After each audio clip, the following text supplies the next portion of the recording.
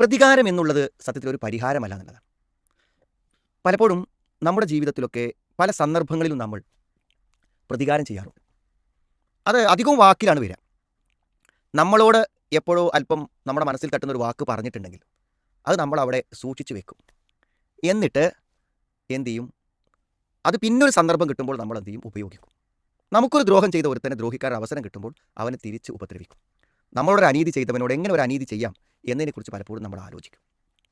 സത്യത്തിൽ പ്രതികാരങ്ങൾക്കും പ്രതിക്രിയകൾക്കും ഉള്ള ഒരു പ്രശ്നം, നമ്മുടെ മനസ്സ് എപ്പോഴും അതിൻ്റെ ഒരു ടെൻഷനിലായിരിക്കും. അത് എനിക്കിങ്ങനെ ചെയ്യണം, അയാൾ ഇന്നെ അങ്ങനെ ചെയ്തില്ലേ, എനിക്കൊന്ന് തിരിച്ച് ചെയ്യണം, എപ്പോഴാണ് ചെയ്യുക, എങ്ങനെ ചെയ്യുക, അയാൾ അസ്വസ്ഥനായിരിക്കും. നിരന്തരം ഈ ചിന്തകൾ മാത്രമായിരിക്കും ഉണ്ടായിരിക്കും. അതിങ്ങനെ മനസ്സിൽ വെച്ച് നടക്കുകയായിരിക്കും സാധാരണഗതിയിൽ ചെയ്യുക. ഒന്നതാണ്, ഒരു പ്രതികാര മനസ്സുള്ളവർക്ക് ഒരു സ്വസ്ഥത ഉണ്ടാവില്ല ജീവിതത്തിൽ. രണ്ടാമത്തൊരു കാര്യം, പ്രതികാരം എന്നുള്ള സത്യത്തിൽ നാം നമ്മെ തന്നെ നശിപ്പിക്കുകയാണ് ചെയ്യുന്നത്. കാരണം ഒരാളൊരു അനീതി ചെയ്തു, ഒരു തെറ്റ് ചെയ്തു, അത് തെറ്റാണല്ലോ. നമ്മളും അതേ തെറ്റ് ആവർത്തിക്കാനാണ് ഇനി ഒരുങ്ങുന്നത്.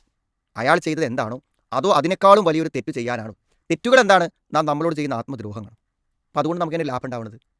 ഒരാൾ നമ്മളോട് ചെയ്തൊരു അനീതിക്ക് പകരം നമ്മളൊരു അനീതി ചെയ്യാൻ ഒരുങ്ങുമ്പോൾ നാം നമ്മളോട് ഒരു ആത്മദ്രോഹം പ്രവർത്തിക്കുകയാണ്. അപ്പോൾ പ്രതികാരം യഥാർത്ഥത്തിൽ നാം നമ്മോട് തന്നെ ചെയ്യുന്ന ഒരു തെറ്റാണ്. രണ്ടാമത്തൊരു കാര്യം, ഇയാളുടെ ഉപദ്രവങ്ങളെ തടുക്കാനാണോ നമ്മൾ പ്രതികാരം ചെയ്യുന്നത് എങ്കിൽ അയാൾ കൂടുതൽ പ്രകോപിതനാകും. മാത്രമല്ല, എങ്ങനെ നമ്മളെ തെളിവ് കിട്ടാതെ നമ്മളറിയാതെ നമ്മളെ നശിപ്പിക്കാമെന്നാണ് അടുത്ത തവണ അയാൾ ആലോചിക്കുക. ഇപ്പോൾ അയാൾ നമ്മളോട് ഒരു ദ്രോഹം ചെയ്തു, അത് പ്രത്യക്ഷമായിട്ടാണ് ചെയ്തത്, അപ്പോൾ നമ്മൾ അതിന് പകരം വീട്ടി.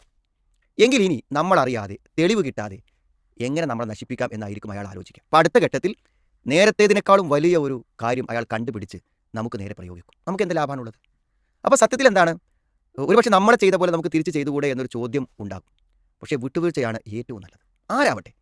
പക്ഷേ ഏറ്റവും ഉറ്റവരോട് പോലും ഉടയവരോട് പോലും ഒരു പ്രതിക്രിയ ചെയ്യാതെ, പ്രതികാരം ചെയ്യാതെ മാപ്പ് കൊടുക്കാൻ കഴിയുന്നവർ വളരെ കുറച്ച് ആളുകളാണ്. ഭർത്താവിൻ്റെ വാക്കിൽ എവിടെയോ വന്ന ഒരു വാക്ക് പിന്നീടൊരു സന്ദർഭം വരുമ്പോൾ ഉപയോഗിക്കുന്ന ഭാര്യമാരില്ലേ? ഭാര്യ പറഞ്ഞ ഒരു വാക്ക് അത് മനസ്സിൽ തട്ടുമ്പോൾ അത് മെല്ലെ മനസ്സിൽ സൂക്ഷിച്ചു വെച്ച് ഒരവസരം കിട്ടുമ്പോൾ മറുപടിയായി പറയാറില്ലേ? അപ്പോൾ ഭാര്യ ഭർത്താക്കന്മാർക്ക് പോലും ഒരു പ്രതിക്രിയയോ ഒരു പ്രതികാരമോ ചെയ്യാതെ വിട്ടുവീഴ്ച ചെയ്യാൻ കഴിയുന്നില്ലെങ്കിൽ ആർക്കാണ് കഴിയുക എന്നാലോചിച്ച് നോക്കൂ നിങ്ങൾ. മക്കൾ പറയാറില്ലേ നമ്മളോട് തിരിച്ച്? നമ്മൾ മക്കളോട് പറയാറില്ലേ? അപ്പോൾ സത്യത്തിൽ ഓരോ വാക്കുകളും ഓരോ പ്രവർത്തനങ്ങളും നമ്മുടെ പ്രതികാരമായി മാറുമ്പോൾ അത് ഒരു പരിഹാരമല്ല.